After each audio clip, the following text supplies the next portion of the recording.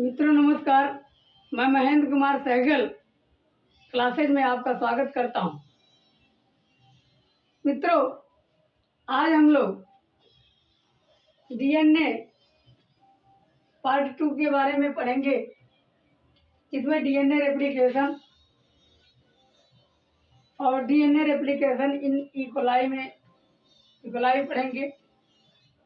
Mechanism पढ़ना है। मित्रों, आइए हम लोग डीएनए रेप्लिकेशन के बारे में अध्ययन करते हैं। मित्रों, डीएनए रेप्लिकेशन है क्या? डीएनए का रेप्लिकेशन जो होता है मित्रों, वो इंटरफेज के यस फेज में होता है, यस स्टेज में होता है। तो डीएनए का रेप्लिकेशन कहाँ होता है मित्रों?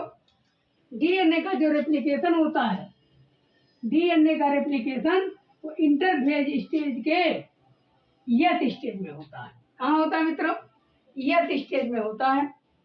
और यहाँ यस स्टेज जो यहाँ होता है, उसी डीएनए का जो रेप्लिकेशन होता है वो इंटरफेज स्टेज के यस स्टेज में होता है। अब इंटरफेज स्टेज क्या है? इंटरफेज जो स्टेज होता है मित्रों, इंटरफेज स्टेज को यहाँ 4 स्टेज होते हैं, G1, S, G2, M।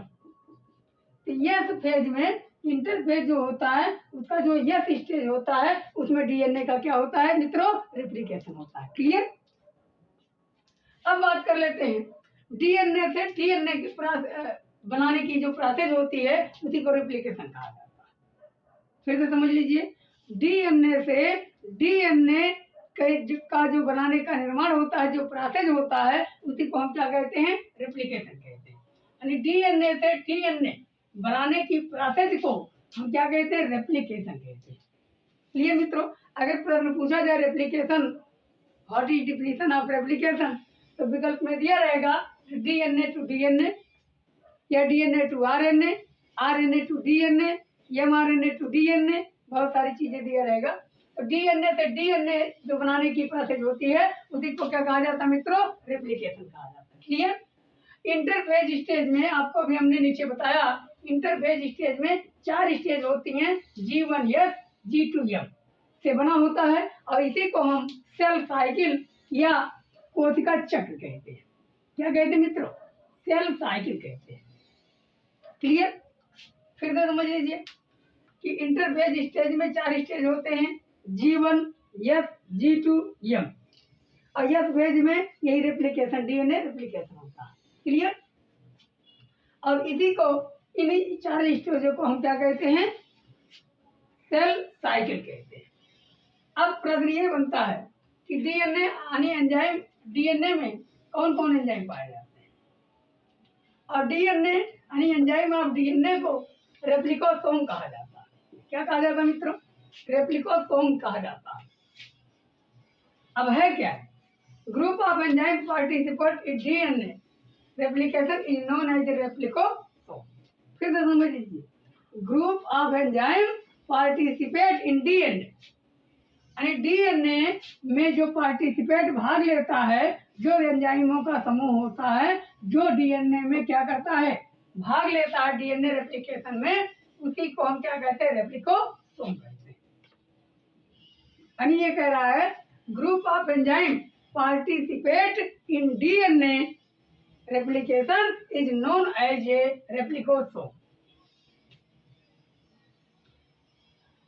फिर एक बार मैं हिंदी में बता दे रहा हूं कि यानी एंजाइमों का जो समूह होता है, जो डीएनए रेप्लिकेशन में पार्टिसिपेट करता है, उसी को हम क्या कहते हैं? रेप्लिकोसोम कहते हैं। इतना क्लियर मित्रों?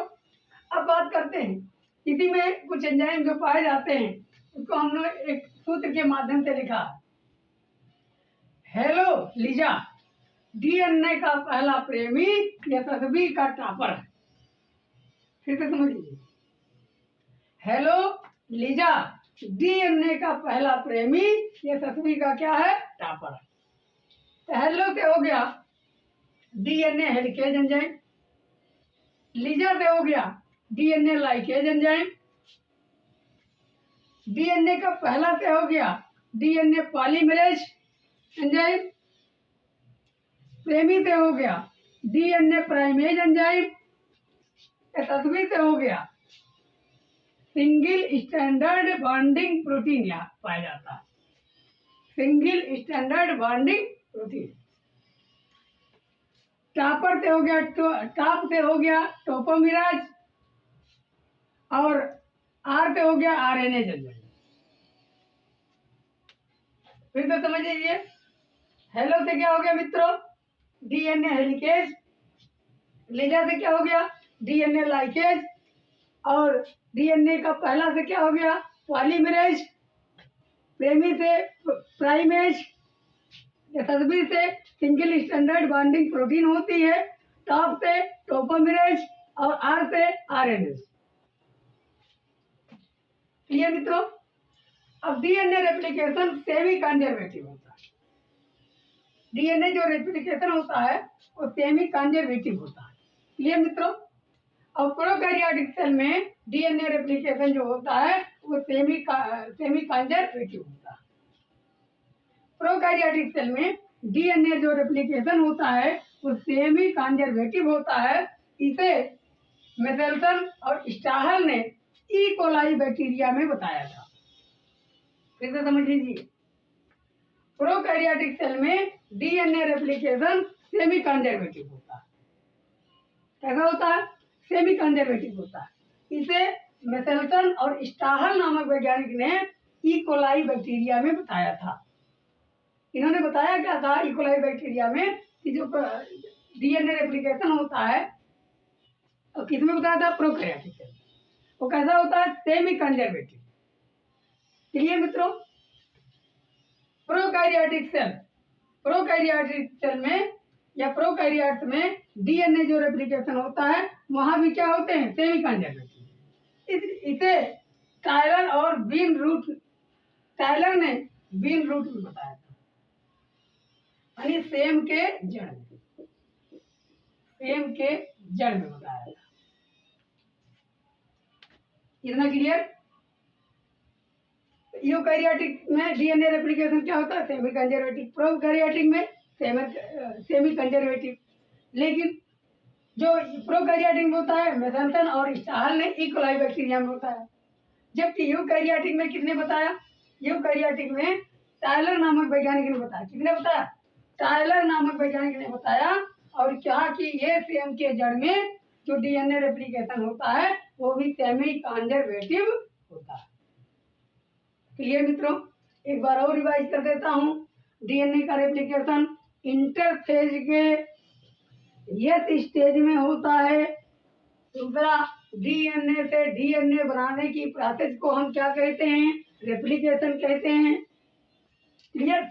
और इंटरफेज स्टेज में 4 स्टेज होती हैं, G1S G2M से बना है, इसी को सेल साइकिल कहते हैं। Enzyme of DNA enzyme of DNA को क्या कहा जाता है रेप्लिकोसोम कहा जाता है। अब ये होता क्या है, तो group of enzyme participate in DNA replication is known as a replicosome. तो यानी एंजाइम के समूह को, वह एंजाइम का समूह जो डीएनए रेप्लिकेशन में भाग लेता है उसे हम क्या कहते हैं रेप्लिकोसोम कहते हैं। डीएनए में कुछ एंजाइम पाए जाते हैं, जैसे हेलो लीजा डीएनए का पहला प्रेमी, यशस्वी का क्या है टॉपर है। तो हेलो से डीएनए हेलिकेज हो गया, लीजा से डीएनए लाइकेज हो गया, पहला से डीएनए पॉलीमरेज हो गया, प्रेमी से डीएनए प्राइमेज हो गया, यशस्वी से सिंगल स्टैंडर्ड बॉन्डिंग प्रोटीन हो गया, टॉप से क्या हो गया टोपोमेरेज हो गया, और आर से आरएनए एंजाइम पाया जाता है। क्लियर मित्रों। डीएनए रेप्लिकेशन कैसा होता है सेमी कंजर्वेटिव। तो प्रोकैरियोटिक में सेमी कंजर्वेटिव डीएनए रेप्लिकेशन होता है, ये किसने बताया, तो ये मेसेल्सन और स्टाहल ने बताया। किस बैक्टीरिया में, ई कोलाई बैक्टीरिया, इथरकिया कोलाई। क्लियर मित्रों। और एक चीज जान लीजिए, यूकैरियोट में डीएनए रेप्लिकेशन सेमी कंजर्वेटिव होती है, लेकिन इसमें किसने बताया टायलर नामक वैज्ञानिक ने बताया, किसमें बीन रूट में सेम के जड़ में। मित्रों इतना समझ में आ गया। तो आइए इसका स्क्रीनशॉट ले लीजिए, फिर हम लोग आगे चलते हैं।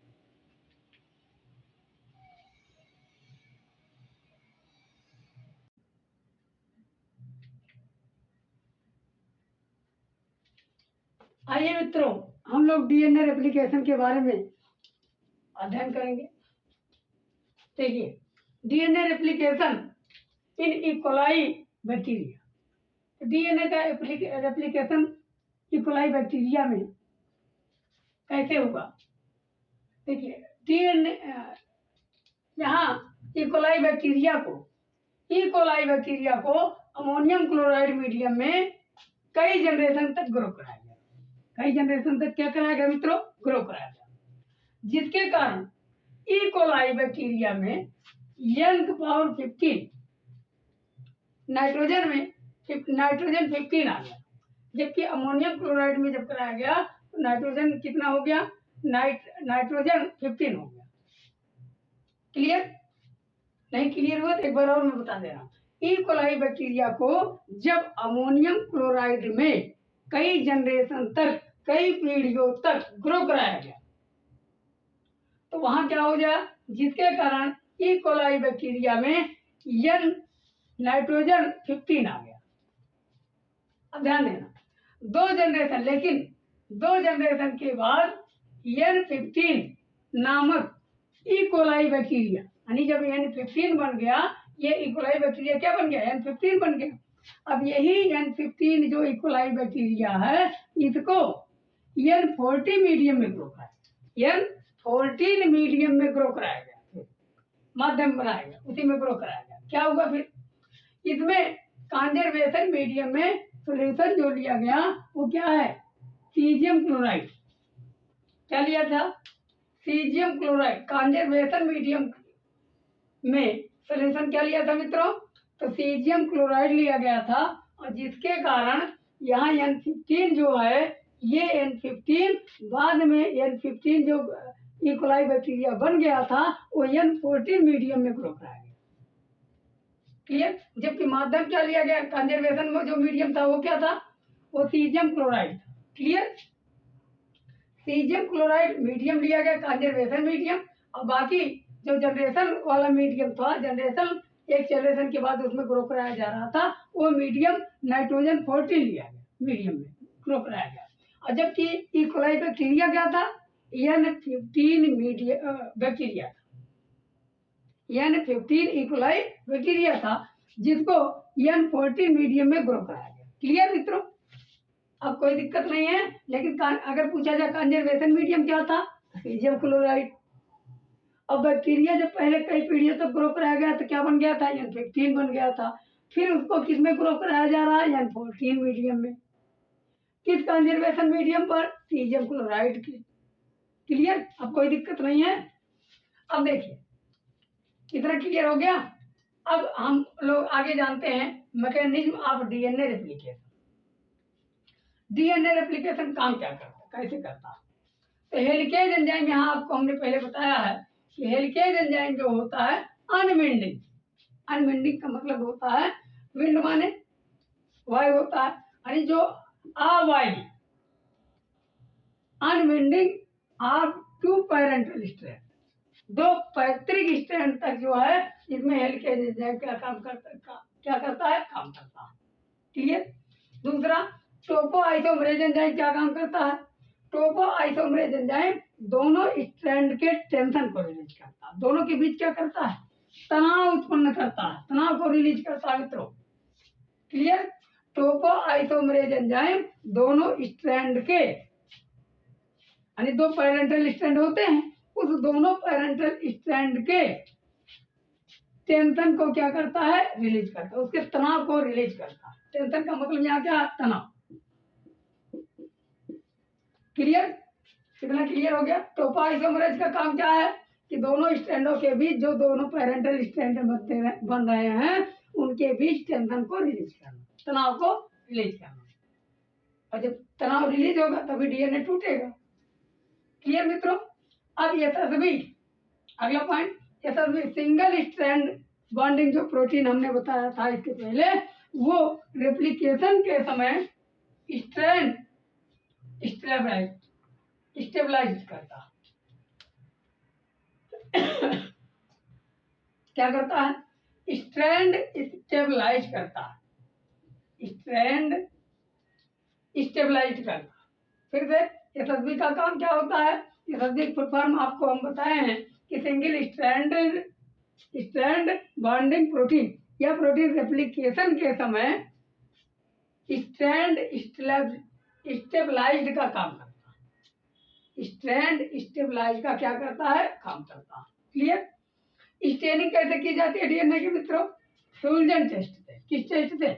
फ्यूजन टेस्ट से स्टेनिंग की जाती है। डीएनए का स्टेनिंग किसके द्वारा किया जाता है? फ्यूजन टेस्ट से। सिंगल स्ट्रैंड डीएनए जो होता है वो किसमें होता है मित्रों? ये 5×174 अर्थात ये बैक्टीरियोफेज वायरस में पाया जाता है। सिंगल स्ट्रैंडर्ड डीएनए किसमें पाया जाता है? बैक्टीरियोफेज वायरस में पाया जाता है। ये वेरी इंपॉर्टेंट है। ये दोनों बहुत इंपॉर्टेंट है, दोनों पूछे गए हैं। स्टेनिंग डीएनए की स्टेनिंग किसके द्वारा किया जाता है? फ्यूजन टेस्ट के द्वारा। और फ्यूजन टेस्ट का डाई क्या होता है? बेसिक फुक्सिन होता है। इसका डाई क्या होता है? बेसिक फुक्सिन। ये फ्यूजन टेस्ट कराया जा रहा है किस डाई से? बेसिक फुक्सिन डाई से। क्लियर? बैक्टीरियोफेज वायरस में कौन स्टैंडर्ड डीएनए होता है? Single standard DNA. जबकि M13 में सिंगल स्टैंडर्ड डीएनए पाया जाता है। M13 में सिंगल स्टैंडर्ड डीएनए पाया जाता है। तो क्लियर? एक बार और रिवाइज कर दे रहा हूँ, थोड़ा सा और जल्दी हो जाएगा, कठिन है थोड़ा सा। यानी ई कोलाई बैक्टीरिया को अमोनियम क्लोराइड में कई जनरेशन तक पहले ग्रो कराया गया। क्लियर? इतना क्लियर?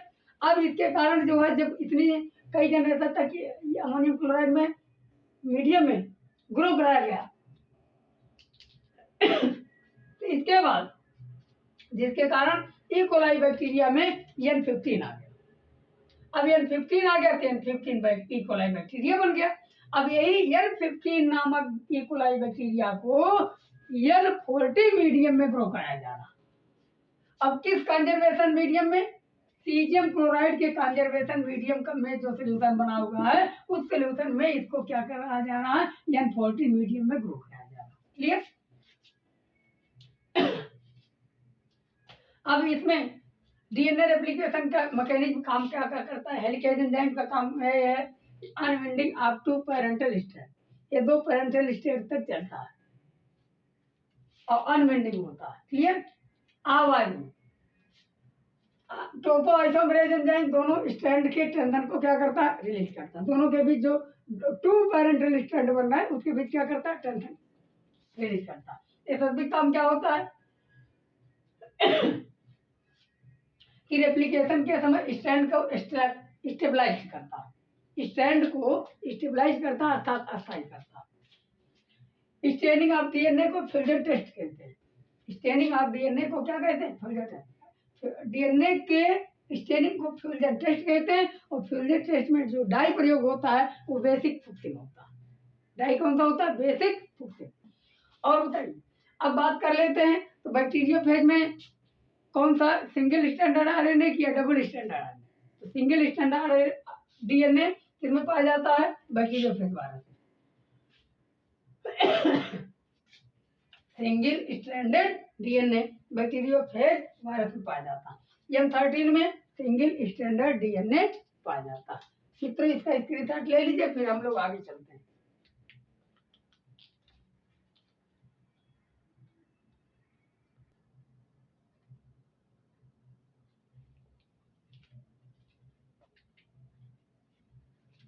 आइए मित्रों, हम लोग डीएनए पॉलीमरेज एंजाइम के बारे में जानेंगे। It is 3 types. DNA polymerase enzyme जो होता है कितने प्रकार के होते हैं? 3 प्रकार के। कौन कौन? DNA polymerase first, DNA polymerase second, DNA polymerase third. DNA polymerase second, DNA polymerase third. अब देखिए ये काम क्या करता है। डीएनए पॉलीमरेज एंजाइम जो होता है वो डीएनए रेप्लिकेशन को इनिशिएट नहीं करता, यानी इसको रोकता नहीं है। डीएनए पॉलीमरेज एंजाइम ये डीएनए रेप्लिकेशन को क्या करता है? इनिशिएट नहीं करता। क्लियर मित्रों? दूसरी चीज, अगर हम डीएनए की बात करें तो डीएनए पॉलीमरेज की खोज एक वैज्ञानिक थे जिनका नाम था कोर्नबर्ग ने किया। तो डीएनए पॉलीमरेज की खोज किसने किया मित्रों? कोर्नबर्ग। और लेकिन डीएनए लाइकेज की खोज करने वाले हरगोविंद खुराना थे। तो डीएनए लाइकेज की खोज किसने किया? हरगोविंद खुराना ने किया। जबकि डीएनए पॉलीमरेज की खोज कोर्नबर्ग नामक वैज्ञानिक। डीएनए पॉलीमरेज स्ट्रैंड का इलांगेशन करता है।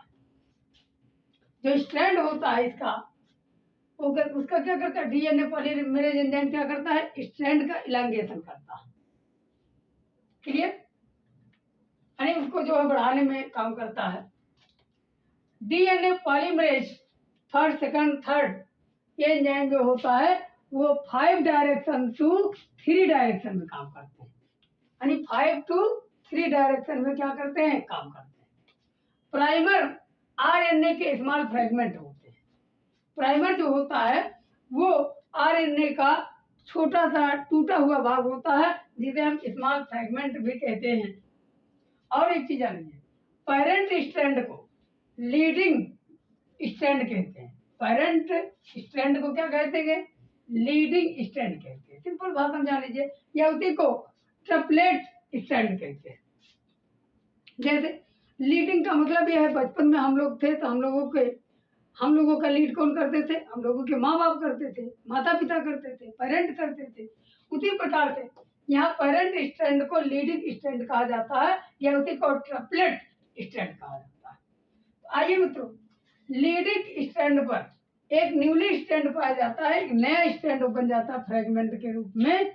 न्यूली स्ट्रैंड फ्रेगमेंट के रूप में सिंथेसाइज्ड होते हैं अर्थात संश्लेषण करते रहते हैं, जिन्हें हम ओकाजाकी फ्रेगमेंट कहते हैं।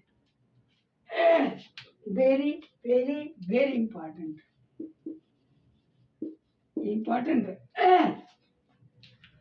पेरेंटल स्ट्रैंड को लीडिंग स्ट्रैंड कहते हैं या उसी को ट्रिपलेट स्ट्रैंड कहते हैं। क्लियर?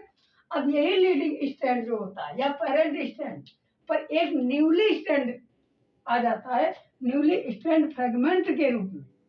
न्यूली स्ट्रैंड तो आता है लेकिन किस रूप में? टूटे हुए टुकड़े के रूप में, फ्रेगमेंट के रूप में सिंथेसाइज्ड होते हैं, यानी संश्लेषित होते रहते हैं। और जिन्हें हम क्या कहते हैं? ओकाजाकी फ्रेगमेंट कहते हैं। क्या कहते हैं? ओकाजाकी फ्रेगमेंट कहते हैं।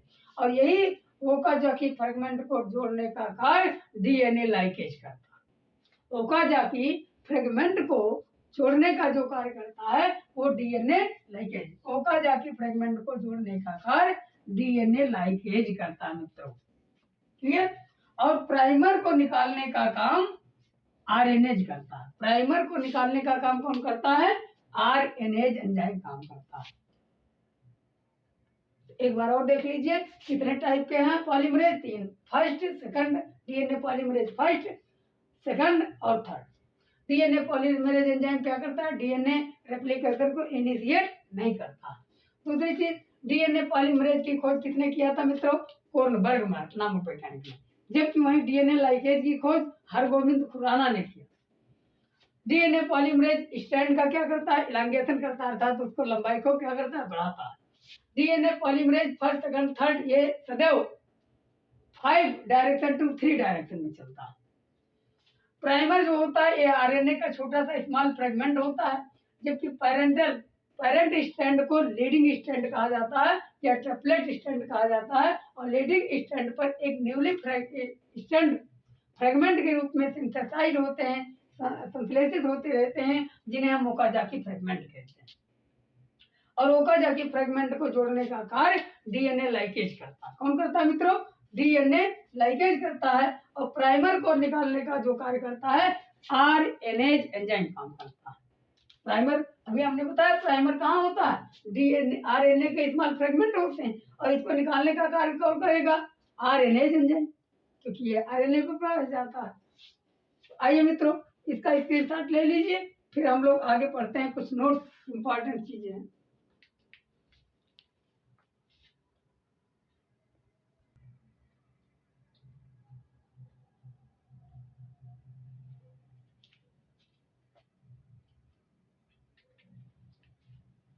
आइए मित्रों, कुछ हम लोग नोट्स में जान लेते हैं क्या है। देखिए, डीएनए पॉलीमरेज फर्स्ट जो होता है और डीएनए पॉलीमरेज थर्ड, ये रंग बेस को डिटेक्ट करता है। किसको डिटेक्ट करता है? रंग बेस को। डीएनए पॉलीमरेज फर्स्ट और डीएनए पॉलीमरेज थर्ड, ये रंग बेस को डिटेक्ट करता है। यानी जो डस्ट मटेरियल या कुछ ऐसे डस्ट चीजें आ जाए उसको डिटेक्ट करता है। क्लियर मित्रों? और एक चीज, ग्वानिन और साइटोसिन के बीच कितने बॉन्ड होते हैं? 3 बॉन्ड, 3 हाइड्रोजन बॉन्ड होते हैं। ये रिच डीएनए एडेनिन और थायमिन के बीच में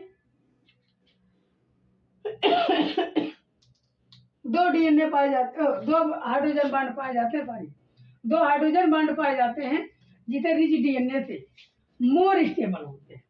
यानी ये ग्वानिन साइटोसिन जो रिच डीएनए है वो एडेनिन और थायमिन रिच डीएनए से मोर स्टेबल होते हैं, ज्यादा मजबूत होते हैं, अधिक मजबूत होते हैं। क्लियर?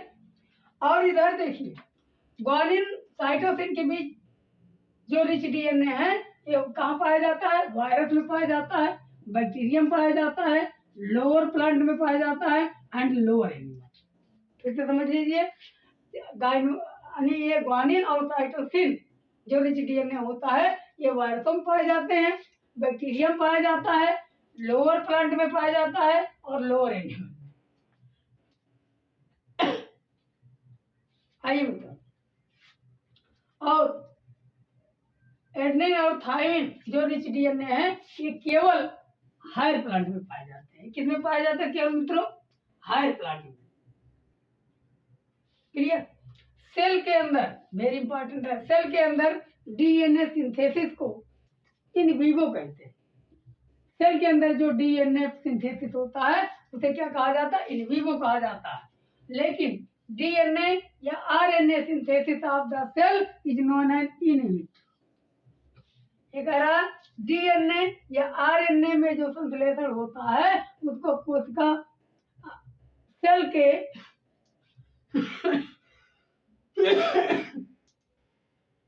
डीएनए और आरएनए में जो संश्लेषण होता है उसे हम इन विट्रो कहते हैं। क्या कहते हैं मित्रों? In vitro. Artificial synthesis of DNA किसने कराया था? कोर्नबर्ग।